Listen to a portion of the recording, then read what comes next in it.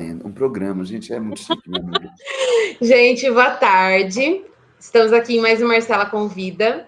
Hoje eu tenho a honra de receber o conterrâneo da terrinha, o da laranjeira aqui, ó. Ai, que ótimo. Agora que eu entendi esse colar, menina. Tava olhando daqui. Meu colarzinho de laranja aqui. O Danilo Guzmão, que é um grande amigo. A gente é amigo, acho que há mais de 15 anos aí, né? Muita caminhada, né, amiga? E aí eu vi boa parte do percurso educacional e das escolhas do Dan, tive o privilégio, né, da nossa amizade nunca ter se diluído e não irá se diluir. E fico muito feliz com o seu aceite em vir conversar com a gente, né, sobre todo esse percurso, sobre tudo isso que você tem para falar para a gente. E gostaria que você se apresentasse aí e dissesse para a gente como é que você fez para escolher faculdade de letras, depois virou, né, musicista e arte educador. Seja muito bem-vindo. Dá licença, viu? Dá licença aqui entrar na casa, né, da Marcela, de vocês todos. Primeiro, muito obrigado pelo convite, Maia, é uma alegria, né, a gente partilhar essa amizade há tantos anos e partilhar esse momento agora, trocando nossas experiências e tal. Acho isso muito importante. Achei incrível a ideia do programa, enfim, estou muito feliz de estar aqui. Né? Você já fez o programa, começou a fazer, eu falei, me chama um dia, isso é legal, E eu chamo mesmo. adorei. Bom, mas eu tenho que apresentar, né? Eu sou o Danilo Guzmão,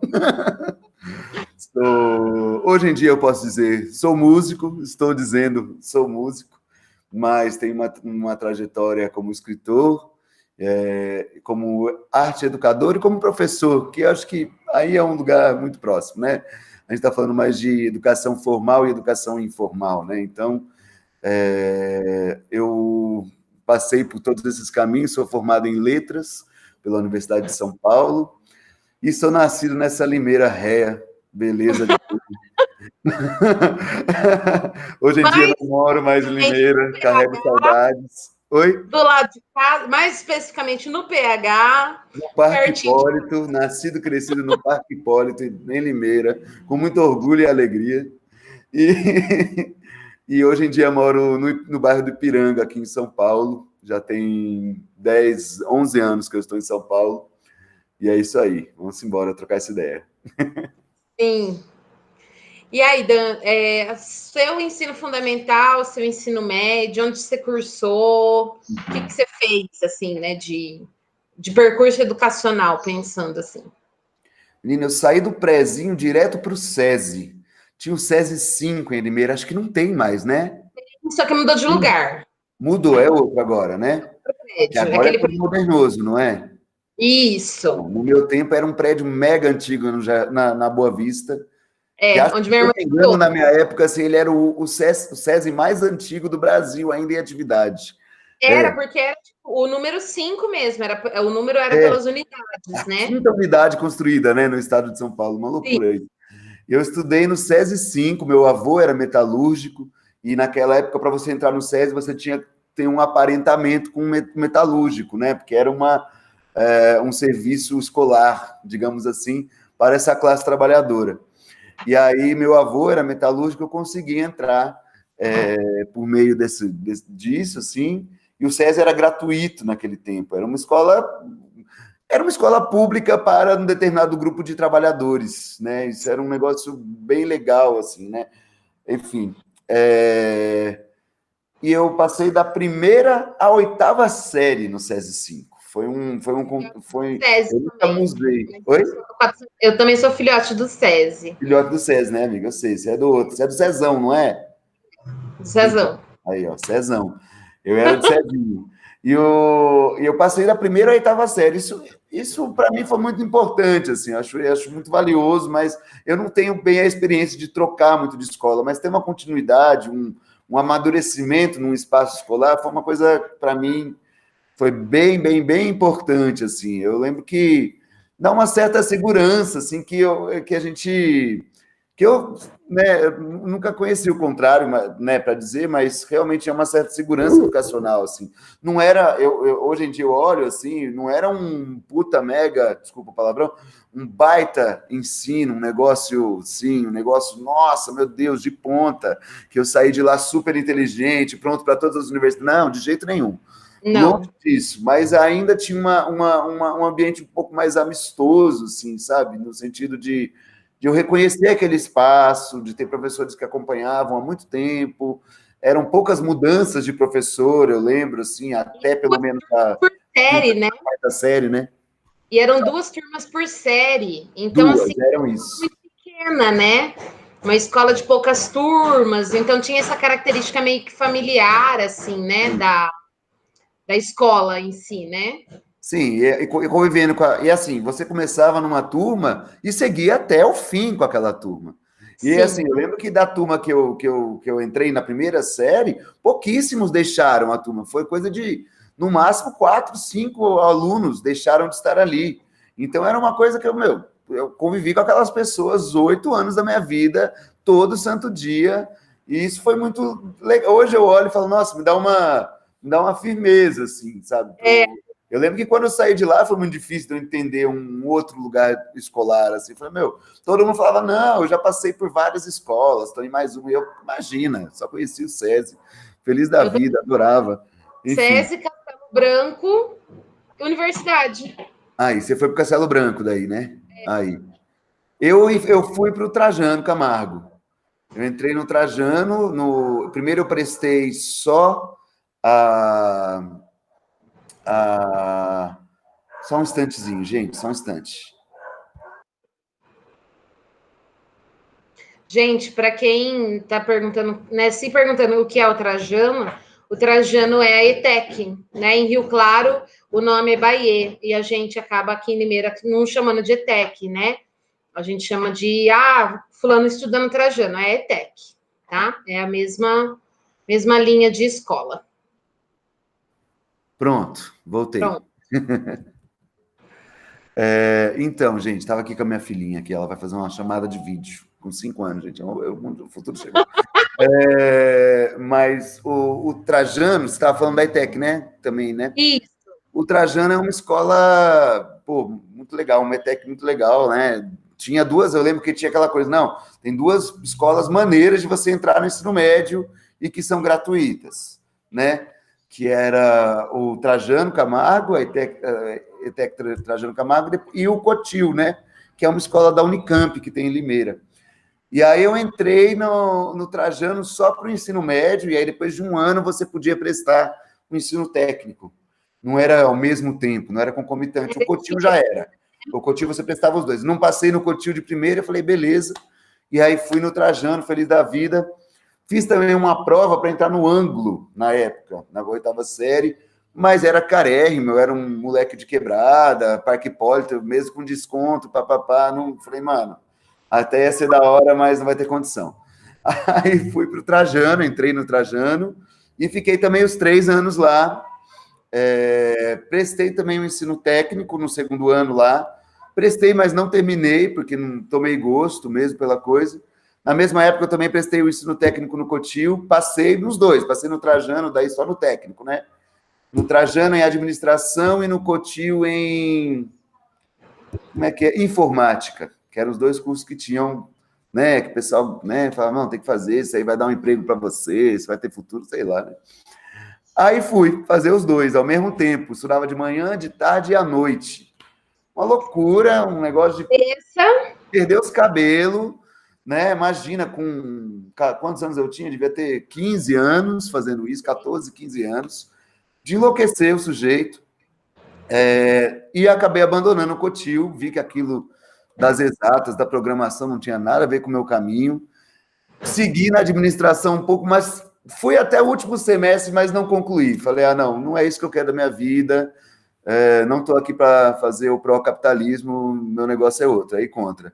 E percebi que o olhar das pessoas era muito nesse lugar, da viabilização do capitalismo, de uma maneira muito contundente. As pessoas têm que fazer o capitalismo funcionar. Esse desespero do capitalismo, né, cheio de rachaduras pronto para quebrar, que vive tentando se manter de pé nas suas, né? E quebra a perna de todo mundo e não resolve porcaria nenhuma para quem está se lascando, né?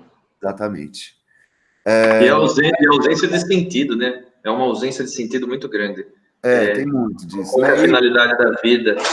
Um empenho naquilo que não nos move, né? Que vai sendo pregado, pelo menos assim. Eu tive muita essa impressão no curso de administração, não gostei, apesar de ser um curso muito bem elaborado, tinha professores, eu lembro disso, acho que é uma coisa importante de dizer também. Eu lembro que tinha professores de universidade dando aula no técnico para gente que era moleque. Então, tinha muita gente muito boa, tinha também professores bem, né, bem capengas, mas tinha gente, era um curso de muita qualidade, público. É bom lembrar. E o ensino médio também, assim, o ensino médio também, em comparação com muitas escolas de Limeira e do estado de São Paulo, né, que a gente pode olhar, era um ensino muito bom, né? E era um ambiente muito mais acolhedor também, poucas salas, né? Lembrando disso, acho que isso é muito bom, né? Tinham 3 turmas também de ensino para cada ano, então isso totalizava 9 turmas, né? Em toda a escola, né? Igual a minha, a nossa escola, né? O Marciano tem 9 turmas. Que legal. É bom, né? 3 terceiras. Que é integral, né? Então, isso eu acho que garante também para a gente um contato mais próximo com o aluno, uma relação muito mais próxima realmente, né? Então, esses vínculos, eles são muito mais bem garantidos, porque a gente tem menos aluno ali, né? Então, essa é a parte boa do ensino integral aí, que eu valorizo bastante. Tá certo. Gente, vou precisar de mais 1 minuto, tá bom? Desculpa. Tô com a minha filha aqui. A mãozinha dela aqui, ó. A Ana Júlia queria ter vindo para o encontro, mas ela falou que a Marcinha mudou o horário do negócio de estudo lá. Ela falou para mim, mas aí depois ela consegue ver gravado, né? Uhum. Eu falei pra Márcia que eu não ia poder ir hoje, que hoje era diferente. A Márcia. Eu falei, a Márcia, Ó, Márcia, Dedé é fiel ao encontro, você viu? Valeu, Dedé. Débora. Aí ela falou, não tem problema, Débora, eu perdoo. Que a gente está mesclando as lives com aula online, mas está tudo certo. Voltei, gente. Estou aqui de volta, consegui falar com a pequena já, tudo certo. Ela está numa entrevista também, chiquérrima. Então. Meu primo, que estuda no SESI, inclusive, preciso entrevistar ela para um trabalho de escola. É engraçado, né? Tá por todo lado, né? E família unida sendo, né, artistas. Tomara, né? Mas ela faz o que ela bem querer e sonhar na vida, é isso que é bom. Sim. Mas, enfim, aí eu terminei o ensino médio no Trajano, cursei um período de integral, porque eu emendava do técnico, e saindo do 3º ano, eu prestei o vestibular. Foi um negócio que foi meio de susto, de última hora, divulgaram na escola, não era um bagulho muito divulgado.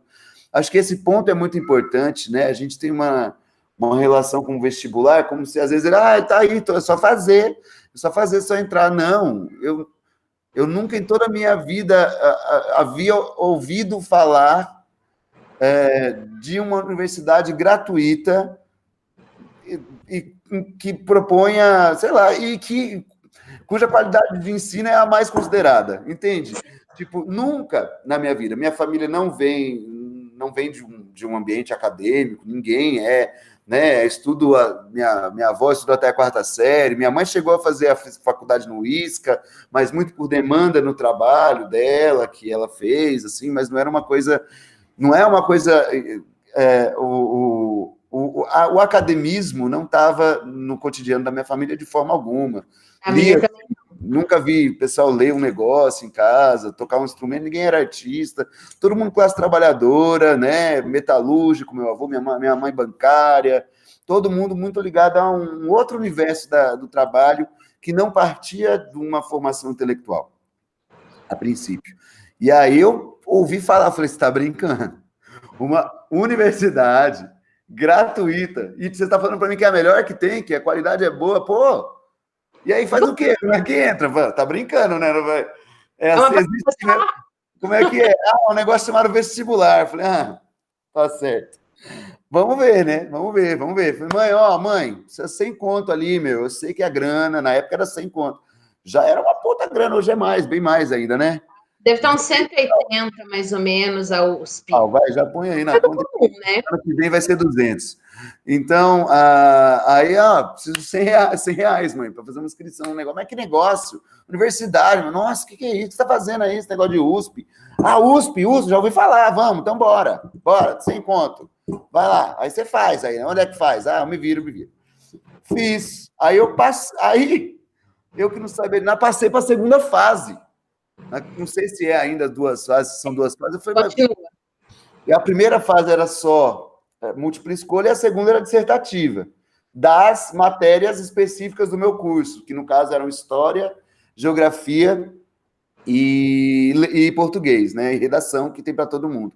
Aí eu falei, pronto, né? E agora, o que eu faço, né? E é isso, né? É uma caminhada muito doida, né? Porque a gente vai tentando... Aí a gente vai encontrando também possibilidades no meio disso tudo. Às vezes não é uma coisa que a gente pensou antes, que a gente se planejou para fazer, mas eu tinha que lidar com uma segunda fase. Uma primeira eu não tinha nada a perder. Eu falei, qualquer coisa eu trabalho 1 ano, vejo o que eu faço, descubro outra maneira. E assim, aí eu acabei por prestar.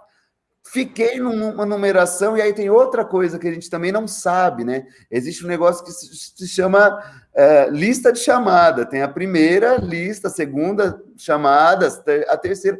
E eu não sabia. E mais do que haver isso, você tem que demonstrar um interesse antes, para que você seja chamado. Eu mal imaginei isso. Depois de meses, eu olhei e eu falei, nossa, dava para eu ter passado. Eu estava numa colocação que, se eu tivesse declarado interesse, eu passava, sei lá, acho que no final da segunda ou no começo da terceira. Eu falei, mas foi ótimo, foi um aprendizado justamente de perceber que esse lugar da universidade pública é um lugar bastante burocrático e que não é super acolhedor e te convida, vem aqui, é tudo para você, é tudo do povo. Não é bem assim que funciona. E aí eu comecei a entender por aí, né? Aí acho que eu vou começar a relacionar com o meu trabalho de hoje. Eu estou falando sem parar, é assim mesmo? É assim mesmo, tá certo? Assim. Aí, eu já tocava violão desde os 12 anos. Eu comecei a estudar violão aos 12 anos, aos 12 anos. E estudei bem esparsamente, assim, com um professor lá do... Como é o nome daquele bairro lá? Registro Ragazzo, que hoje em dia virou condomínio fechado, né? Lá onde que partiu. Não era. Você pegava o linha 15, Olga Veroni, lá no Parque Hipólito, e parava lá na casa do professor. Hoje em dia nem entra lá o ônibus, né? Não. Passa tudo em volta, né? E aí eu pegava o linha 15, fazia aula de violão com o Fábio lá, um rapaz muito massa. E aí, depois de um tempo, eu desisti do violão, mas eu queria tocar. No que eu desisti do estudo mais formal do violão, foi a hora que eu comecei a compor. Eu tinha uns 15 anos, que aí eu comecei a compor minhas próprias canções. Foi ao mesmo tempo uma libertação do estudo formal da música, que hoje em dia eu sinto falta, e estou recobrando agora, estudando muito mais música hoje em dia. Mas que me deu essa liberdade de criar minhas próprias canções, e eu falei, eu quero tocar. E eu começava a gravar em casa mesmo, e acho que aí tem um outro caminho profissional, que é esse caminho autônomo. Eu baixei um programa ruinzaço chamado Audacity, mas que era simplíssimo, funcionava. Eu tinha uma webcam com um microfone, um teclado bem tosquinho, uma guitarra, e aí era aquilo. E eu inventava uns beats ali no Guitar Pro, e começava a compor minhas próprias músicas naquela época. A Má deve se lembrar, que aí eu mostrava umas músicas pro pessoal, fiz essa música. Tinha umas coisas super, né, tosquinhas, né, de MIDI, né, aqueles sons meio assim, né? As músicas. Era uma delícia. Eu lembro, era uma delícia. Danilo tá lá chamando a gente para comer pizza e eu ouvir as músicas novas. Vamos. Bora. Passava a noite inteira dando risada. Deixa eu voltar para Limeira, a gente fazer um negócio desse. Aí eu chamo vocês também, gente. Vamos embora. Aí, menina, foi isso. Aí eu ficava gravando as coisas. Isso me deu uma noção de como é que você faz para gravar uma música. É uma noção muito precária, olhando na internet como é que fazia e tal. E como eu queria ser músico, eu falei, eu preciso arranjar um jeito de ir para São Paulo, porque em Limeira não tinha condição. E eu falava, não tinha, eu queria ser músico compositor ainda, né? Cantor e intérprete das minhas canções. Não era um lugar que eu encontrava. Aí tinha muito barzinho para você fazer cover, podia tocar no Montanha, numa banda de rock, um lance desse, assim. Mas para o som autoral não tinha muito espaço, assim, na cidade. A não ser pelos festivais, que são generosos, né? O Fest Afro, que não sei se existe ainda, o Canta Limeira. Então, assim, eu lembro disso, participei, inclusive, dos dois, acho. Acho que foi dos dois. Fest Afro, né? Não sei. Não. Foi Canta Limeira. Eu participei no Canta Limeira e a gente fez um show no festival. Comecei a tocar com o pessoal. Foi quando eu conheci a Marcela, conheci o Janjão, que é um grande articulador cultural da cidade. E a casa do Janjão era um centro, assim, de encontros da galera de esquerda e que fazia arte e tal. E aí ele, fez uma música, me botou nesse negócio. E eu comecei a falar, pô, legal, dá para tocar, dá para arranjar maneira de fazer isso. Só que meu som autoral não tinha espaço, isso era muito difícil. E aí eu falei, não, preciso ir para São Paulo. Como é que eu vou para São Paulo? Sem dinheiro, morando na quebrada, sem mãe para mandar mesada, como é que faz? Falei, bom, aí eu descobri que a Universidade de São Paulo tinha uma moradia universitária. E eu falei, caramba, como é que é isso? Dá para morar e você não paga nada? Em São Paulo? Eu falei, não, é o jeito. Então eu preciso entrar na universidade mesmo, assim, né? Eu queria muito fazer. Aí eu retomei as minhas forças, né? Mesmo não tendo passado na segunda fase, eu falei, não, vou fazer. Comecei a trabalhar numa loja de roupa, fiquei num total de 9 dias nessa loja de roupa, trabalhando, porque fui muito eficiente no meu trabalho de vendedor. Não... Parece eu quando entrei na Whirlpool, fiquei uma semana na Whirlpool. Uma empresa que tem aqui. Melhor que você, hein, Bruno? Pô. Não, foi um desastre, eu odiei profundamente, assim, que a dona da loja não veja esse vídeo. Mas que veja também. E aí eu também trabalhei em loja, eu odiava ficar empurrando coisas nos outros. Não, porque era uma coisa muito sem desejo próprio em todos os sentidos, assim, né? Você não pode sentar, você não pode deixar de sorrir, você não pode se cansar, você não pode deixar de ser simpático, você não pode nada. E eu falei, eu quero poder algumas coisas na minha vida, né? Ô, Elígia. E aí, eu acabei entrando... Aí eu falei, não, peraí, vamos ver esse negócio. Uma amiga minha estava trabalhando numa escola de reforço de Limeira, chamada Orienta, que era uma casa de uma pessoa que recebia alunos de escolas particulares e públicas, mas principalmente particulares, que faziam aulas de reforço. E aí eles contratavam pessoas que estavam ainda estudando, tinham acabado de terminar o ensino médio, para fazer uma orientação. Aí eu falei, opa, educação, legal, vou ver como é que é. Então eu comecei a trabalhar com educação nos idos dos meus 16 a 17 anos. Eu já tinha uma função meio professoresca, que era de orientador nessa escola, acabei entrando no Kumon também, junto com uma outra amiga, né? Graças às amigas, um beijo para a Carol e um beijo para a Teca, que me arranjaram esses 2 empregos. E aí eu comecei a trabalhar em 2 espaços de educação e comecei a fazer cursinho, na época no... Tem ainda, amiga, aquele lá que tinha um cubo, era... Pandora, esse mesmo. Era o primeiro ano do Pandora em Limeira. Custava porque barata a mensalidade. Quando começou Pandora. Você lembra? Lembro. Era super barato e uma tia minha que morava em São Paulo falou, ninguém tinha dinheiro, minha mãe não tinha dinheiro para pagar, ninguém tinha, minha tia falou, vou pagar para você o cursinho, mas você tem 1 ano para passar nessa universidade. Você vai entrar, hein? Aí dá para pagar outro. Falei, é entrar ou entrar. Eu queria jornalismo. Nesse momento, eu desisti do jornalismo e tentei letras.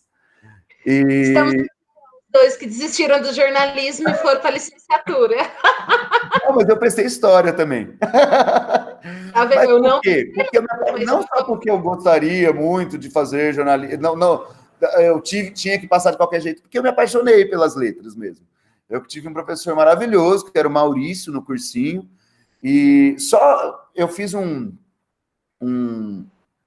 só de conhecer, eu fiz uma espécie de intensivão para a segunda fase, na primeira vez que eu prestei. E aí tinha esse Maurício dando aula de literatura, e ele fez um apanhado de literatura em 3 horas, de toda a literatura, que eu falei, meu, por mais que o Trajano tenha sido uma ótima escola, aquilo não estava nem perto do que eu havia aprendido na escola, no ensino médio. Então foi um negócio que eu falei, não, peraí, pô, mas eu não estava numa baita escola? Que negócio é esse? E aí eu descobri mais outra ponte, né, que separava o estudante de escola pública da universidade pública, que a maior parte das pessoas, dos estudantes que entram na universidade pública, são pessoas do ensino particular. Então, aí eu falei, bom, e o ensino particular tem uma coisa meio enlouquecedora, né, de colocar um ritmo de aprendizagem até meio fordista mesmo, assim, né? É A minha industrial. companheira estudou no Objetivo, não sei o que era, um desses assim, e que hoje em dia eu tenho um pavor. As pessoas falam, o Objetivo é demais, longa é demais. Eu tenho um pavor dessas escolas, assim, tecnicistas, assim. Muitas vezes elas são completamente castradoras da criatividade e da inteligência mesmo do adolescente, assim. Escola pública resiste. Exato, assim, eu acho que por mais que seja uma coisa que me separou da universidade, o ensino na escola pública era bem próximo das relações que eu propus na universidade. Tinha muito mais liberdade, pelo menos, assim. Não era esse fordismo até então, né? No meu curso, né? Tem casos que acontecem de ser um pouco mais. Aí eu fiz um ano de cursinho no Pandora, prestei letras na USP, na Unesp e na Unifesp, e história na Unicamp. Nesse ano de cursinho, eu trabalhei nos dois lugares, então eu trabalhava das 2 às 5, tinha dia que era das 8 da manhã às 5 da tarde, porque eu emendava no Kumon também, que eu trabalhava, e depois à noite ia para o cursinho e voltava para casa 11 horas, 11h30, e ainda ia tocar música, gravar minhas músicas, ficar viajando até tarde da noite. E então, assim, eu estava ao mesmo tempo construindo uma possibilidade mais calcada, que eu garantiria pelo menos uma moradia para mim em São Paulo. E hoje em dia eu vejo que eu estava sendo muito, muito planejador, muito organizado, mas eu estava só vivendo a vida, né? Naquela época era muita coisa, né? Sim, era comum todo mundo fazer muita coisa. Eu ficava, poxa, imagina que eu faço tanta coisa hoje em dia. Bruno. É legal você falar isso, Danilo, porque a Débora, né, a aluna que está com a gente aí, ela tem uma relação parecida, né, Débora? Mas com a flauta, né? Eu vi, ela estava ali na sala de espera da conversa, já tocando a flauta a milhão. Tocando a flauta, Ela é uma pessoa, a Débora, ela é de humanas, ela gosta de filosofia, história, sociologia, mas ela gosta da flauta. Então ela fica nesse conflito, né, Débora? É justamente esse conflito, mas não precisa ser assim, né? Deixa eu falar um negócio rapidinho, viu? Não sei o que aconteceu comigo, mas aí abriu as inscrições da Unesp, né? Aí eu falei assim, vou fazer Unesp, mas como eu queria passar em música, né? Aí eu falei, vou escolher um curso que tem na Unesp daqui, né? Vou lá e coloquei biologia, que não tem nada a ver com humanas, não tem nada a ver com flauta, não tem nada a ver com nada, mas vou prestar. A vida é cheia de surpresas, né? E a chance é grande de você passar, hein, Débora? Eu tenho certeza. Tem biologia na Unesp de Limeira? Em Rio Claro. De Rio Claro, né? Tem. Que legal. Pô, a Unesp de Rio Claro é maneira demais, né? Boa. É muita coisa legal. Enfim. É muito boa. Mas enfim, continuando, né? Vou seguir, gente. Aí teve esse negócio, aí eu trabalhei durante esse período todo, eu acho uma loucura, hoje em dia eu nunca daria conta. Mas nessa dúvida mesmo da música, como eu não tinha, acho que assim, no caso da Débora, ela tem um ensino mais formal, e ela seguiu na formalidade da música, né? Ela foi para um caminho ela toca numa banda marcial, se ela não lê uma partitura, não lidar com uma sistemática mais elaborada da música, né, é outro caminho. Para mim, que estava muito mais ligado à ideia da canção popular do que da música em si, então eu estava muito mais ligado na criação poética, criação com a palavra em relação com a música. Então, priorizando sempre essa relação, sempre foi a minha onda. Escrever poesia, escrever as letras das músicas é uma coisa que me apraz muito, né? Então, tá sempre... A música chegou na minha vida em relação com a palavra. Então, eu falei, vou fazer letras, que é muito mais legal, nesse sentido, para o que eu pretendo, sabe? Que eu quero desenvolver um entendimento de uma literatura cancional, né? Como é que se desenvolveu a palavra em relação com a música durante todos os tempos, né? E para isso eu preciso entender a palavra, né? Essa foi a minha lógica. Assim, eu nem pensei na prova de música, porque imagina, eu já tinha largado o estudo formal há uns 2, 3 anos e não tinha voltado a ele, pronto, tinha abandonado mesmo. Estava muito aprendendo a tocar música e cantar, aquela relação do violão e do gogó, assim, isso que é uma coisa difícil de elaborar também. E aí fui para letras, né? Eu passei nas 4 universidades, e na Unesp, na USP, na Unifesp, eu passei de primeira, e na Unicamp eu passei na 3ª chamada. Mas aí eu já estava matriculado na USP quando saiu a lista. Eu falei, meu... Preciso mais de você, Unicamp. É que eu tinha um professor muito legal de história, meu, e ele me pilhava, assim, ele não falava nada, mas eu ficava pilhado, falava, mano, eu quero ser... Era o Iaco? Eu tenho também. O Iaco? Tem, né? Agora eu derreti. Era o Iaco, esse menino aí. Eu tive aula com o Iaco também, ele era ótimo, foi um dos incentivadores também para fazer história. Porque essa coisa do cursinho, eu estimulo as pessoas a fazer o cursinho, porque tem um outro lugar do ensino, que é um ensino também estimulante, uma coisa de tipo, cara, não é a educação formal que vai te conduzir para sempre, uma coisa mais distendida, o aprendizado mais de repetição, né, do dia a dia mesmo, né? Ali é uma coisa, cara, a gente tem um ano para resolver isso aqui. Precisa ser muito legal, precisa ser bom, precisa pegar a sua atenção. Tem umas coisas que cansam. Hoje em dia eu não tenho a menor paciência. Mas, assim, tem umas coisas que cansam. Mas para quem está saindo do ensino médio, cansado da escola, da relação escolar, é legal esse respiro no ambiente de cursinho, porque é uma coisa mais dinâmica mesmo, assim, eu sinto. Assim. Foi muito bom para mim, na época, assim, sabe? Eu e o Bruno fizemos história na Unimap, nós dois somos da mesma cria, né? Dos professores e tudo. E eu não tô puxando a sardinha e não tem modéstia aqui, porque você me conhece. Nós somos 2 ótimos professores de história. A Débora tá aqui, sabe, né? Tanto que ela falou, acabou de falar do Bruno. Mas é porque realmente a gente também tenta trazer essa leveza para essa aprendizagem e essa contextualização, coisa que quando a gente estudou não existia na escola formal, né? E eu acho que é isso que tem garantido que outras, que as pessoas voltem a se interessar em fazer licenciaturas, porque eu fui influenciada por professores. E eu acho que é isso que é gostoso, né? Porque se a Débora virar professora, ela não vai ser a professora enfadonha, ela vai ser a professora que ela gosta de ter, né? Com toda certeza. E é isso que é gostoso, né? Da gente ir evoluindo, ir crescendo e tendo esse olhar, né? Sobre as coisas. E a gente vai aprendendo com os professores e tem essa influência forte do ensino, né? Assim, mas também tem uma prática sempre concomitante, né, daquilo, uma prática de um autoaprendizado, um autodidatismo, assim, que é muito, que ele se desenvolve conforme você aprende ali na escola, e o da escola vai se desenvolvendo também com esse autodidatismo, sabe? Você vai encontrando o seu caminho meio que nessa fruição das duas coisas, né? Esse caminho de aprendizado. Acho que isso eu, pelo menos, passei muito por isso, assim. Sempre entendendo como é que seria um ambiente mais formal de trabalho, de estudo, de tudo, e também fazendo o meu caminho de aprendizagem assim à parte, né? Eu acho que é isso. Vai do fato justamente de eu ter feito Universidade de Letras, porque eu gostaria de criar a minha própria literatura. Você fechou o microfone.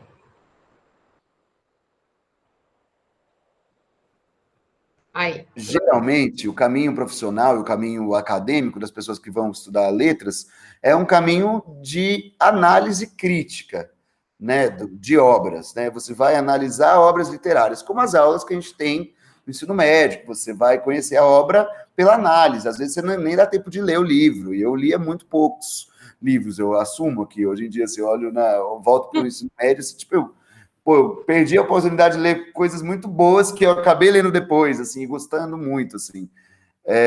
Mas, sei lá, acho que tem uma coisa da gente, de quem se forma em letras, ir para o caminho de análise, né, literária. E não muito para a criação. Às vezes a pessoa entra lá porque ela escreve, mas quando começa na universidade, aquilo também vai diminuindo a vontade dela de escrever. Ela vai vendo quantas análises, quanta literatura já se escreveu sobre a literatura. Entendeu? Quanta gente já analisou grandes obras e como caras viraram cânones, geralmente homens brancos, de classe média alta, sempre essas figuras, que a gente vai também quebrando um pouco e não encontrando um lugar muito confortável. E aí vai do seu desejo. Eu bati o pé até o final de fazer daquilo uma formação para o meu fazer artístico, porque aí tem duas coisas, né? Existe o emprego e existe o trabalho. O emprego a gente faz, a gente é remunerado por ele, e esse emprego pode ser que seja também o nosso trabalho, né? Pode ser que ele seja, que é aquilo. O trabalho é aquilo que a gente dedica à nossa vida, né? O Engels fala isso num texto muito bom, em que ele diz que o trabalho é uma coisa primordial do ser humano, não é uma coisa que a gente faz para... É que a gente está tão dominado pela mais-valia, né? Pelo capitalismo, pela exploração do trabalho, que a gente esquece que o trabalho é uma coisa que a gente faz por gosto, por vontade, por ímpeto mais interno, né? A gente não toca música pela obrigação de tocar música só porque, pô, mó tesão tocar música, mó legal, mó bom fazer música, mó bom escrever um poema, mó bom dar uma aula, sabe? Mó bom estudar história, conhecer a história do meu país, da minha vida, da minha origem, de tudo ao meu redor. Isso é tudo muito legal, né? De estudar. Oi, Ju. E aí, eu acho que essa coisa do trabalho e do emprego, né? A gente confunde muito, né? A gente é colocado nesse lugar. E assim, eu sempre tive isso. Assim, meu trabalho é artístico, meu trabalho é a criação artística, é com a palavra e com a música. Então, isso aqui, essa universidade que eu estou fazendo, é uma profissionalização. É disso aqui eu vou tirar o melhor para que eu desenvolva o meu trabalho, que já é essa coisa que pulsa aqui. Então, a universidade me serviu muito nesse rumo. E eu acho que, assim, não sou exemplo especificamente para nada, mas vejo a minha caminhada e me orgulho muito, assim, de ter optado por esse caminho de observar o que me movia. Tem as suas dificuldades, a gente, né, vai se adaptando, assim, a muita coisa, mas, enfim. Mas, assim, isso ajudou no meu trabalho, mas tive muitos trabalhos também na arte e educação, não só na minha criação artística, né? Aí comecei em São Paulo mesmo, logo no primeiro ano, com 18 anos, eu comecei a dar aula num cursinho de periferia aqui de São Paulo, um cursinho comunitário. Minha primeira aula de literatura eu comecei também corrigindo, né? Corrigindo provas, corrigindo coisas, tirando dúvidas, fazendo plantão de dúvidas, e aí eu consegui uma aula para dar de literatura. E foi uma turma com mais de 100 alunos, assim. Eu com 18 anos, diante daquele monte de gente, dando aula de literatura, assim. Eu no primeiro ano de universidade, uma loucura. Também acho que é legal isso, assim, a gente tem essa coisa, vou me formar e aí vou trabalhar. Não, você pode trabalhar, você pode seguir trabalhando, o seu ímpeto é esse, assim, sabe? E para muita gente que não tem nem essa opção, mano, dá para fazer essa, tá ligado? Dá para fazer, desde que você consiga encontrar caminhos de exploração daquilo que você deseja trabalhar, né? Sim. E foi muito bom para mim dar aula de literatura, era uma coisa que eu estava, tipo, deslumbrado muito naquela época, até hoje, mas naquela época, descobrindo o mundo da universidade pública, descobrindo literatura clássica, lendo os gregos, lendo sabe, umas coisas que eu falei, mano, o que está acontecendo? Lendo poesia francesa, lendo o modernismo, eu falei, o que é isso, meu? Eu não sabia de nada disso, que loucura, né? E foi muito prazeroso. Oi, amiga. O mundo é muito maior do que eu imaginei, né? Fez um boom, assim, né? Sair da cidade, ir para São Paulo, difícil pra caramba, e morar com um monte de gente que estava saindo de sua cidade na moradia coletiva lá da USP, também tendo esses booms e descobrindo mundos novos, sabe? E para mim, então, era uma coisa que eu estava muito engajado em dar uma aula de literatura. Foi incrível, saí super feliz, foi no dia do meu aniversário isso. E aí eu comecei a dar aula nesse cursinho de literatura, e aí consegui um emprego num colégio particular, através de uma amiga que já trabalhava lá, fazendo essa coisa de estagiário, de língua portuguesa, comecei a desenvolver por ali, e aí comecei a ficar meio saturado do ensino formal. Falei, bom, legal, mas esse ensino que leva à universidade, que precisa conduzir a algum lugar, me deixa meio... Falei, não, peraí, eu cheguei na universidade, mas por um outro ímpeto, assim, por um desejo de conhecer o que é o meu trabalho, antes do meu emprego, né? E aí eu falei, não, eu quero trabalhar com uma educação que dialogue com isso. E aí eu fui convidado para trabalhar, fui fazer uma entrevista, né? E aí fui aceito no Teatro Municipal de São Paulo, como arte educador.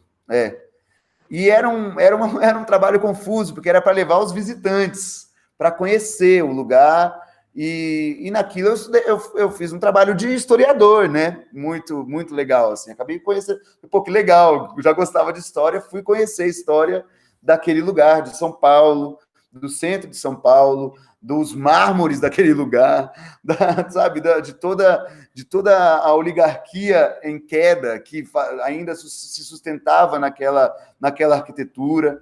Isso foi muito legal e como pessoa militante que sempre conduzi minhas visitas por esse rumo, de mostrar a contradição daquele lugar, as maravilhas e a contradição daquele lugar para todo mundo, né? E comecei a fazer como educador, já entrei como educador bilíngue lá. Vamos lá, né? Até isso foi uma cara de pau tremenda da minha parte, que deu muito certo. É bom dizer, porque eu estudei inglês na escola, no Trajano, e gostava de inglês, e gostava de aprender por conta própria, e fiz um ano de CNA, que no Advanced, direto, porque eu já gostava, já entrei no Advanced, já estudava por conta, tudo muito autodidata. Entrei, fiz um ano no CNA de Advanced, e esse era meu inglês, e vamos com fé em Deus, né? Com fé no meu orixá, vamos embora. Aí entrei e comecei a receber grupos de 40 pessoas falando inglês, gente da Índia, da Rússia, dos Estados Unidos, de onde você pode imaginar, falando inglês com essas pessoas sobre mármore, sobre a oligarquia cafeeira, sobre essas relações de trabalho e de relações sociais, de um modo geral, naquele espaço. Isso foi muito, muito, muito enriquecedor, assim. Eu ganhava mais lá como estagiário do que como professor no cursinho, né? E aí foi um dos motivos pelos quais eu também eu já queria uma educação mais num outro lugar informal, e aí encontrei esse caminho. Eu acho legal falar de arte e educação, porque eu acho que é uma área que é super complementar à educação formal, não é uma oposição, não existe nenhuma oposição, existe uma relação estreitíssima, e que é uma área que tem um crescimento, assim, que tem se profissionalizado, né? A museologia tem crescido, né, pelo menos intelectualmente, né, porque tem se construído, né, alguns espaços museológicos, mas apesar de, como sempre, como a educação, de um modo geral, está sempre sendo colocada num lugar de desprioridade, né? Por mais que a gente tenha uma área, tenha profissionais super interessados numa renovação desse olhar sobre educação, tem gente cada vez melhor mesmo na arte e educação, na museologia, e a Júlia está aí também, trabalha com museu. Então, assim, tem cada vez gente melhor, mas ainda tem um lugar de mercado para que não há muito acolhimento. Enfim, aí eu comecei a trabalhar no Teatro Municipal, depois fui para o MAC, que é o Museu de Arte Contemporânea da USP. Esses dois, como estagiário, conseguia conciliar os dois trabalhos. Isso era muito legal, porque eu estava num espaço do começo do século, lidando com arte e arquitetura que, por mais que fosse do começo do século XX, estava falando do século XVIII. Toda aquela construção é 100 anos atrasada, né? Então, arquitetonicamente. E aí fui para o Museu de Arte Contemporânea concomitantemente, trabalhava nos dois lugares. Fiquei nessa loucura por um tempo, lidando com arte contemporânea de super ponta, lidando com coisas muito malucas, assim, que eu nunca tinha tomado contato, mas que também me abriram um outro mega horizonte. E depois aí foi Teatro Municipal, MAC, e aí eu fui parar no SESC, como educador, aí como contratado, aí eu fiquei feliz da vida, contratado para uma exposição, né, pelo Zebra 5. Recomendo muito que todo mundo conheça o trabalho do Zebra 5, é uma empresa, um coletivo de artistas educadores, inclusive com bastante gente aí no interior, que mora em Itatiba, Jundiaí, gente de São Paulo, tudo. Beijo para a Estela, minha amigona, para o Beto, todo mundo, que me convidaram para essa vaga de trabalho numa exposição dos Irmãos Grimm, lá no Sesc Interlagos, que é aquele que tinha o Bem Brasil, quando a gente estava nos anos 90, tinha vários shows maneiros no lago. Maravilhoso! Pois é, aí eu descobri que era isso. Falei, gente, esse lugar, que loucura. E fui trabalhar lá. Era uma exposição que deveria durar 4 meses e acabou durando 9. Né? Porque fez muito sucesso. Era uma super instalação, assim, gigantesca no Sesc inteiro. E não sei, vocês não devem conhecer, se você se conhece, quem conhece o Sesc Interlagos, lá é uma fazenda, é um parque gigantesco, tem uma floresta de araucárias naquele lugar. Então, a exposição tinha um lugar fixo dentro do prédio do Sesc, mas tinha vários pontos de intervenção e jogo pelo espaço. E isso foi muito legal, assim, de fazer. Foi muito legal. Que aí eu tomei contato com a relação entre educação e jogo, que é que é um conceito que é muito elaborado pelo Huizinga, que é um teórico, né, que fala muito sobre o homo ludus, né, o homem, o ser humano que joga, né, e como isso é um caminho de aprendizado, um caminho educacional muito legal. Enfim, aí segui nessa vida e aí entrei na Fábrica de Cultura, fiz mais algumas outras exposições, fiz mais pontuais, assim, no Sesc também, como arte educador, e entrei na Fábrica de Cultura, que aí tinha uma outra lógica, que é engraçado, que é um espaço de educação informal, mas com uma estrutura mais próxima da educação formal.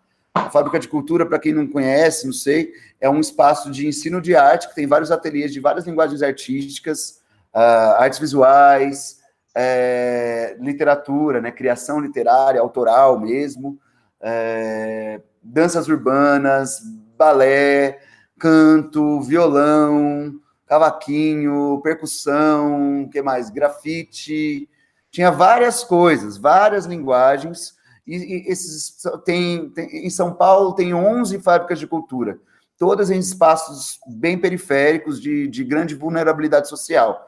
É uma medida que foi tomada, enfim, eu acho que é um programa que já tem uns 6, 7 anos, por aí. Deve ser da sociedade, né? Não é, infelizmente não é, porque era do governo do estado. E não é assim, tem seus conflitos também, porque são poucos espaços, são espaços em regiões centrais da periferia, sabe? 11 para São Paulo é pequeno, 11 para uma Limeira é ok, né? Então, 11 para uma São Paulo é nada, é pouquíssima atuação. Né? É legal que a gente fale isso, de proporções, né? Porque se tiver 11 fábricas de cultura em Limeira, nossa, a molecada tá no céu. Mas aqui não, é muito difícil acessar uma fábrica de cultura, né? É muito complexo, assim. Por mais que seja público, por mais que seja gratuito, e por mais que seja periférico, seria muito mais, aí, uma crítica mesmo ao programa que eu faço, e ao governo do PSDB, enfim, que distribui a administração desses espaços em duas empresas que são ambas PSDBistas, cujos donos dessas empresas são do partido mesmo, inclusive um deles é um dos fundadores do partido, do PSDB, e assim, se esse programa estivesse diluído no ensino público, a gente teria muito mais acesso, né? A gente, com a grana que se usa para construir um grande prédio, um grande elefante branco daquelas proporções, a gente pode construir pequenas salas e ateliês que podem alternar a sua utilização entre vários educadores em várias escolas públicas, apesar de ser um grande programa, considerando que é do PSDB. Tem esse ponto, poderia ser muito mais diluído, muito mais enraizado e mais, como é que é o nome disso? Disseminado mesmo, disseminado. Né? Disseminado, de outra maneira, muito melhor do que é. Mas eu passei 4 anos lá, trabalhando lá com o meu ateliê de criação literária, e lá eu tive uma experiência muito interessante, assim, com educação, sabe? Muito mais próxima e muito de um lugar de assistência social também, que eu acho que é uma coisa bastante comum para muitas escolas públicas, né? Sim. E lá eu tive um pouco mais de perto isso, sabe? Trabalhei em escola particular também, dando optativas de criação literária, mas sempre que eu trabalhei com educação, foi nesse estímulo da criação autoral das pessoas, seja como professor de canção, de música ou de literatura, né? Sempre como é que eu desperto, como é que eu ativo os dispositivos de cada pessoa para que essa pessoa se sinta à vontade para criar. Isso é um trabalho muito árduo, porque repetir é fácil, E muita gente repete e está acostumada em copiar da lousa, né? Na escola. Mas quando você chega lá e você não tem que copiar de lugar nenhum, você tem que tirar a ideia de si próprio, é um outro caminho. E ensinar as pessoas a refletir não é um processo fácil, né? Sim. Refletir e criar, né? Refletir é um puta trampo. Aí você tem que pegar aquilo que você refletiu e transformar num caminho artístico. Aí é um outro trampo. Danado, assim, né? Mais para a palavra, né? Que eu trabalhei muito, assim, que trabalho até hoje. E agora eu decidi assumir para mim mesmo e para o mundo que eu sou músico, compositor. Lancei meu primeiro disco em 2019, o Gó. E agora ganhei um PROAC, né? No final do ano de 2019, de circulação de shows. E vou lançar um material, um álbum visual, ó, esse é spoiler total. Vou lançar um álbum visual em 4 fragmentos pelos próximos 3 meses que vão se desenrolar. E tô metendo as caras nesse mundo das artes. Também um outro aprendizado completamente diferente, muito diferente de tocar, de fazer música, se profissionalizar como músico, entender de direitos autorais, entender de mercado da música mesmo, de organização de trabalho, de quais são os profissionais que você precisa ter por perto para realizar o seu trabalho, para viabilizar o seu trabalho. Isso é muito louco e é muito velado, né? Porque a gente vê o artista, né? O artista, olha que música linda, ele só fez a música e a música está lá no Faustão. Ah, tá. E são centenas de etapas, né, para percorrer, e eu fui descobrindo isso na marra também. Volta o lance do autodidatismo e a formalidade, né, do ensino, né? Essas duas coisas foram acontecendo ao mesmo tempo, e durante esse meu trabalho na Fábrica de Cultura, lidando com muitos artistas, eu aprendi muito de como me profissionalizar como artista, e agora, mais do que nunca, estou dando as caras nesse mundão aí, e vou lançar esse material. Quem quiser acompanhar, né, gente? Instagram, danilo.guzmão, tá bom? Né? E aí tem YouTube, é só procurar Danilo Guzmão, que vocês vão achar, YouTube, Facebook e tudo. E gente, aí, Spotify, ele tá no Spotify, Ogó. Eu fui em 3 shows do Ogó. Só 3. Foi no lançamento de São Paulo, chiquérrimo. Veio aqui. Saí mais cedo da escola, vim para Limeira correndo para pegar ônibus para ir para São Paulo. Falei, não, imagina, eu preciso ver. Eu vi aquele pequenininho que você fez no ano anterior, em 2018, aquele pocket ainda, que foi na Casa da Esquina. Ah, é, né? Não. Na casa... É verdade, foi o pocket lá, né? Foi o mais pocket. Curto esse show, né? Oi? Foi mais curto mesmo esse show, porque estava tarde e dia seguinte eram as eleições, gente, que o povo elegeu o Bolsonaro. O povo, nós, né? Olha que dor, né? Ninguém aqui é bolsonarista, fique tranquilo. Vamos lá, mas o povo também vai tirar. Vai, por favor. E eu lembro desse pocket, depois foi o em São Paulo, depois você veio para Limeira e fez aqui de novo. Aí você fez na Casa Laranja, né? Na Laranja, é. Ai, Limeira tem tanta casa. É casarão, é casa laranja, é casa amarela, casa da esquina. Mas é legal isso do ambiente. Imagina, em 2009, quando eu saí daí, não tinha uma casa de nada. Não tinha nada. Imagina, não tinha a menor perspectiva de ter um lugar para tocar um som autoral em Limeira. O único lugar que a gente conhecia era o Bar da Montanha. E aí o Bar da Montanha, a gente ia naquele dia que tinha, sei lá, um Ozzy Osbourne, um Led Zeppelin. Esse aí é famoso, hein? Aqui na cidade é bem conhecido esse bar. Até hoje. Mas hoje toca de tudo, né? Sertanejo, toca de tudo, né? Virou boate, né? Porque eles tiveram que fechar lá, tudo virou boate praticamente, assim. Olha só, outra coisa. Aquele espaço gostoso, aberto que tinha. Não tem mais. Ai, que dó, nem cheguei a conhecer, já virou boate. Era muito legal, nossa, adorava aí. Íamos muito, né, Mar? A gente ia muito, nossa, meu Deus. Porque não tinha opção, né? Não tinha muito para onde ir. Então a gente ia ao Bar da Montanha, que era o jeito, né? E música boa, né? Pelo menos a gente vai lá, pagava lá o 5 do cover, entrava e ficava feliz. Gente. Era uma delícia. Se eu chegasse até tal horário era 5, se eu entrasse mais tarde era 10. Eu sempre entrava no de 5, porque não dava, né? Não tinha como. Vamos chegar cedo, chegava de dia na balada para não gastar mais. Primeiro da fila para entrar. Mas era muito bom. Mas realmente, eu acho que assim, Limeira, observando, também morei fora, voltei.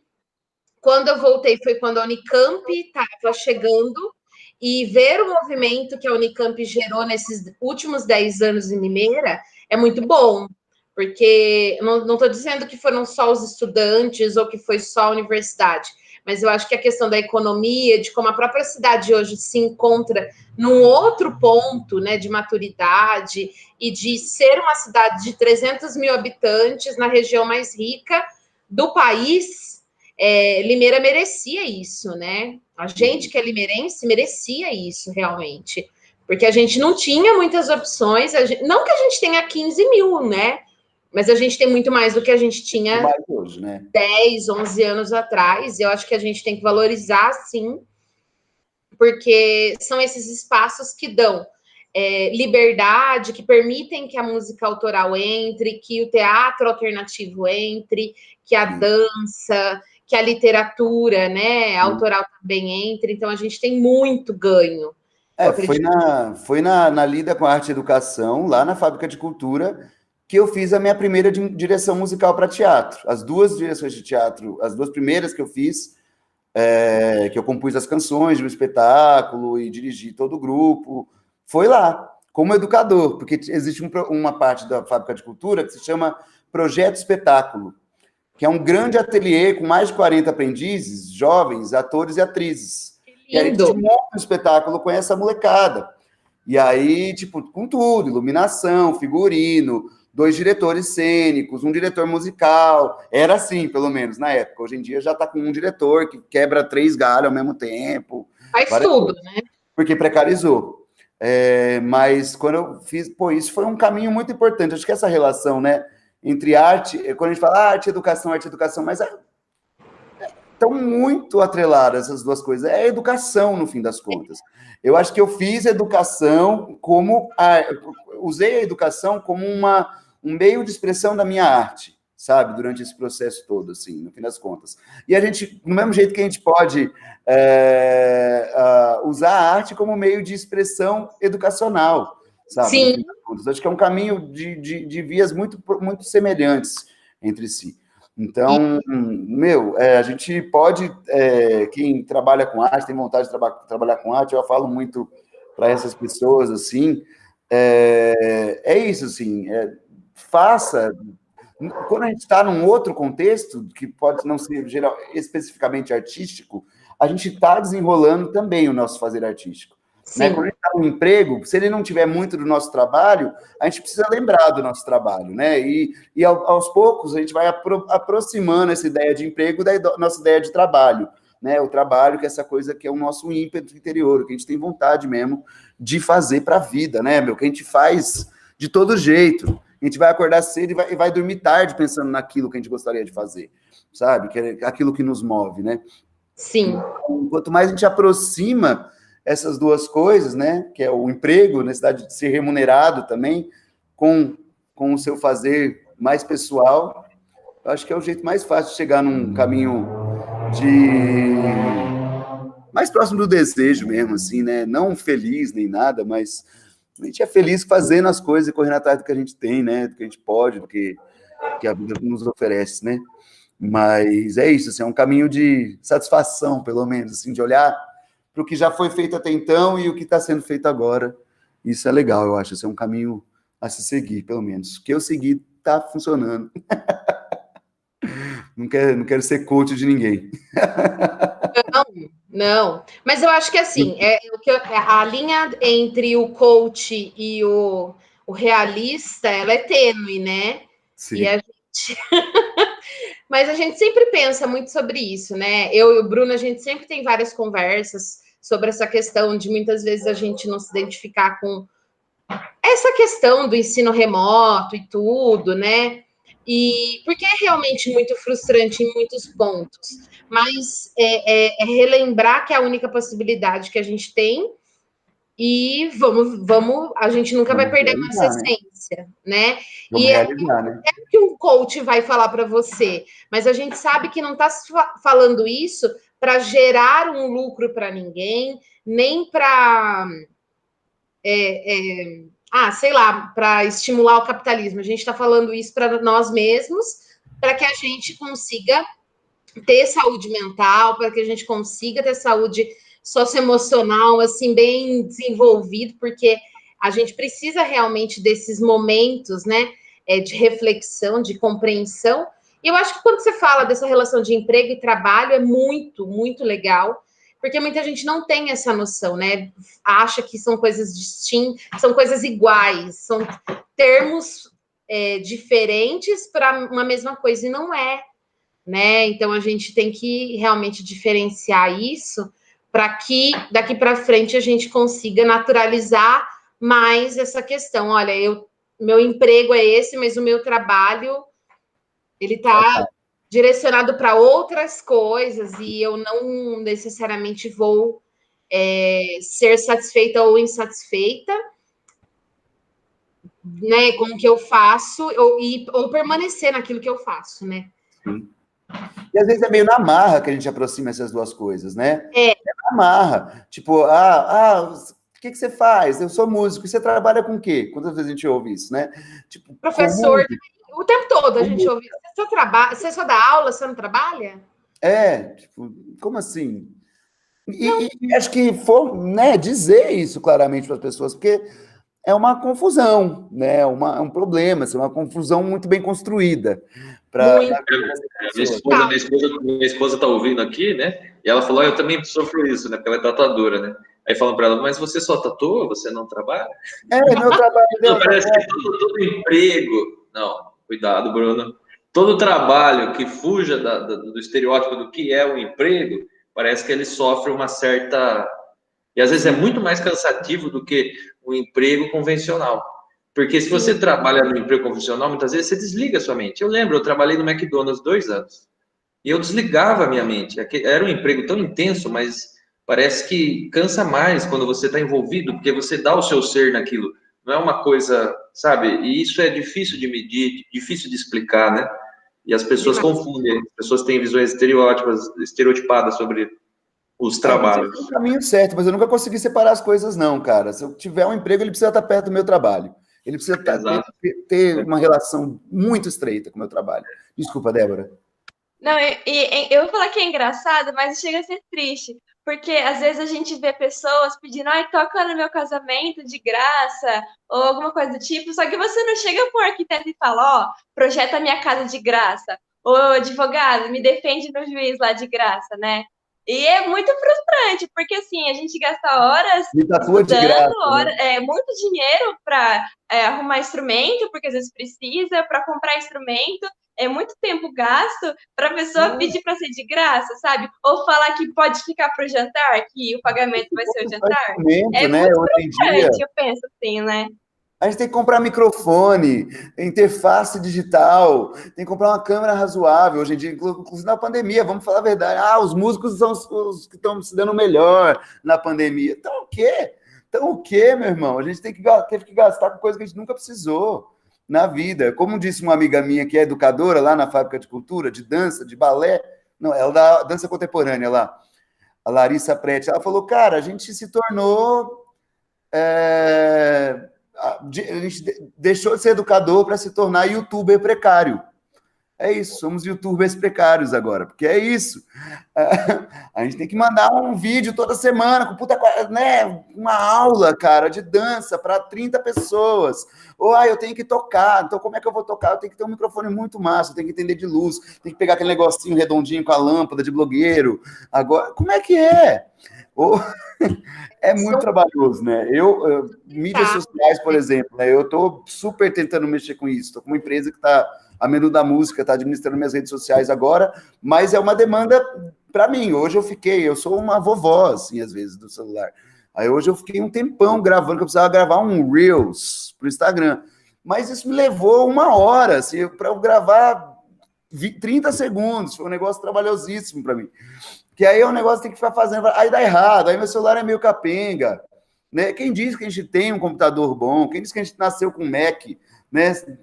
Sai da maternidade com Mac para gravar as coisas, para editar o seu áudio, não tem condição, imagina, a Débora estava falando da banda marcial, imagina... Da escola. Oi, Mar, desculpa.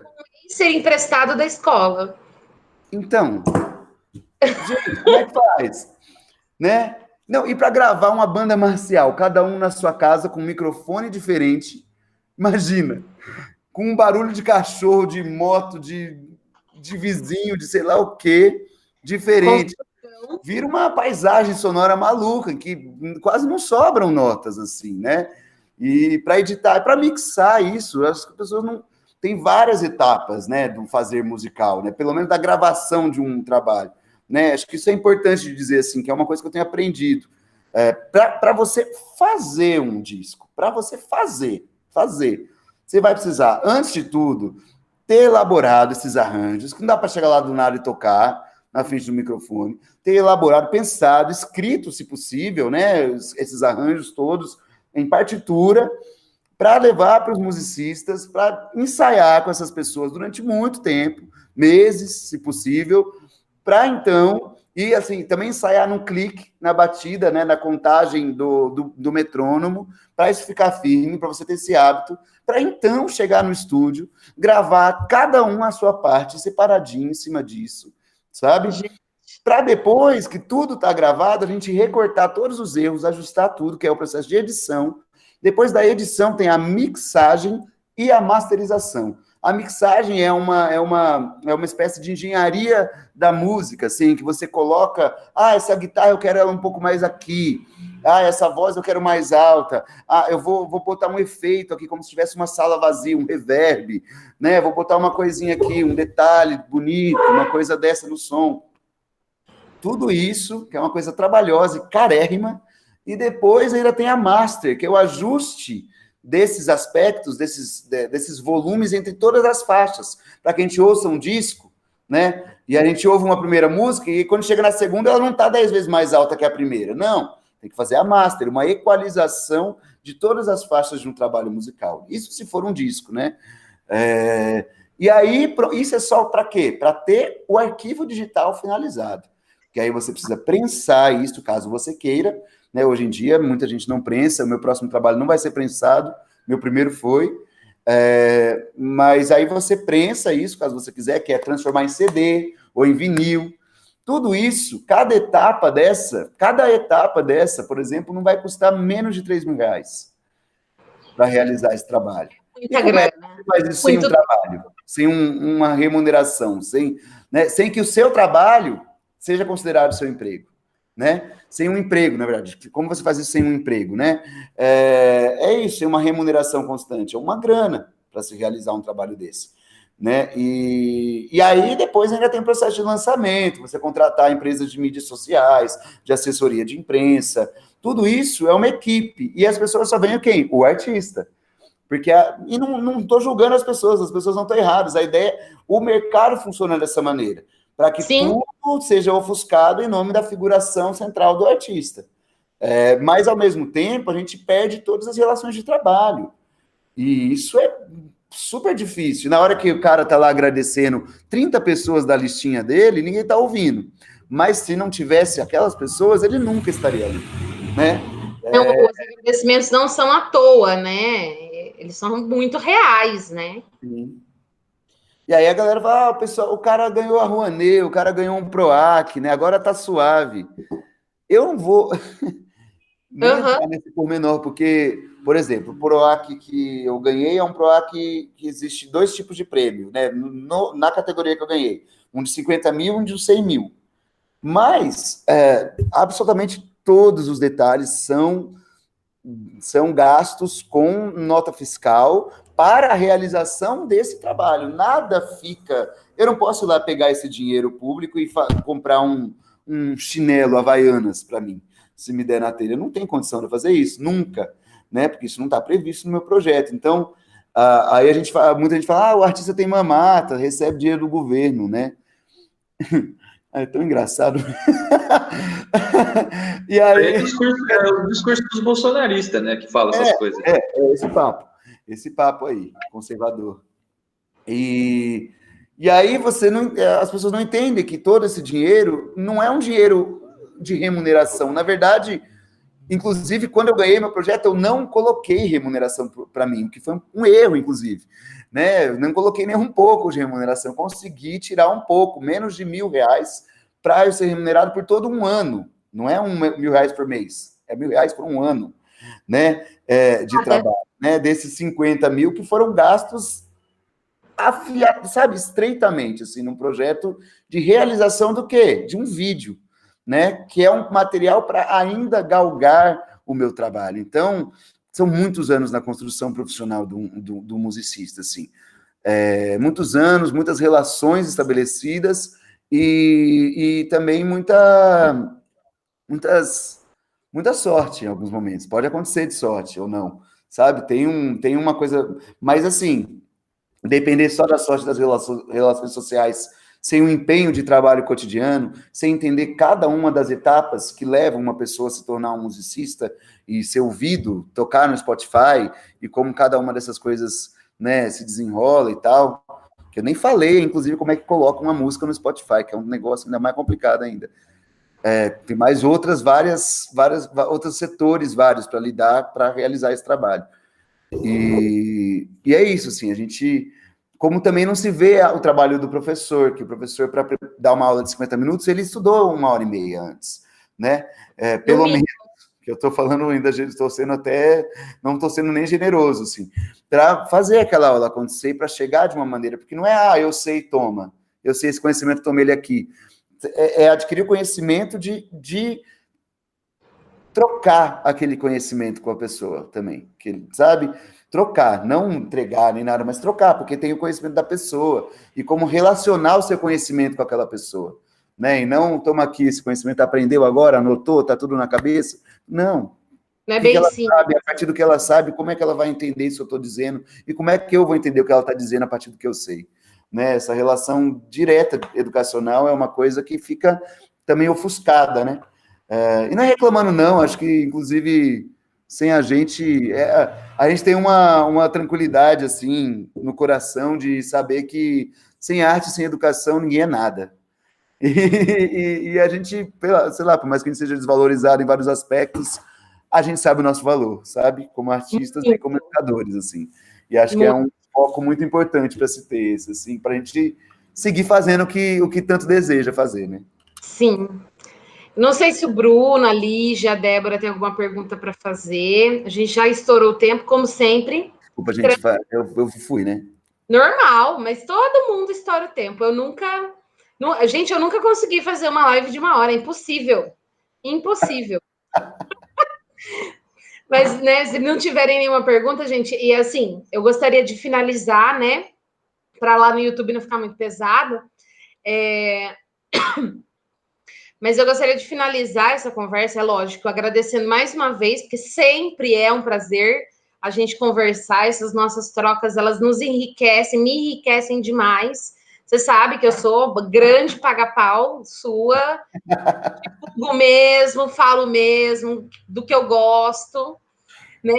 E eu agradeço muito isso. E eu acho que, para fechar essa live, eu acho que é importante a gente lembrar que nós temos um tripé que nos fez sobreviver dentro dessa pandemia, que foi a educação, que foi oferecida para, né, dentro das possibilidades, aquilo que a gente conseguiu.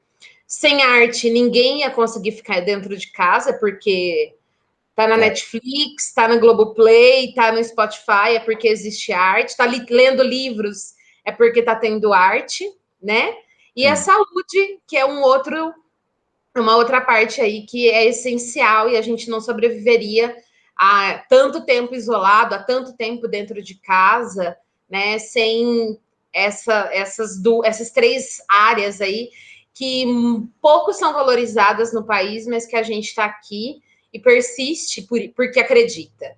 E porque sabe que isso é para um bem comum e não é para mim, não é para você, é para uma sociedade toda que precisa, que necessita realmente de todo esse envolvimento, né? Então, eu fico muito feliz de ter conseguido promover esse projeto, de conseguir colocar ele em prática e do apoio que todo mundo tem me dado, assim, todo mundo que fala, que vem, fala, que legal, é muito bom, que legal participar. Então, eu fico muito feliz a cada aceite, a cada conversa.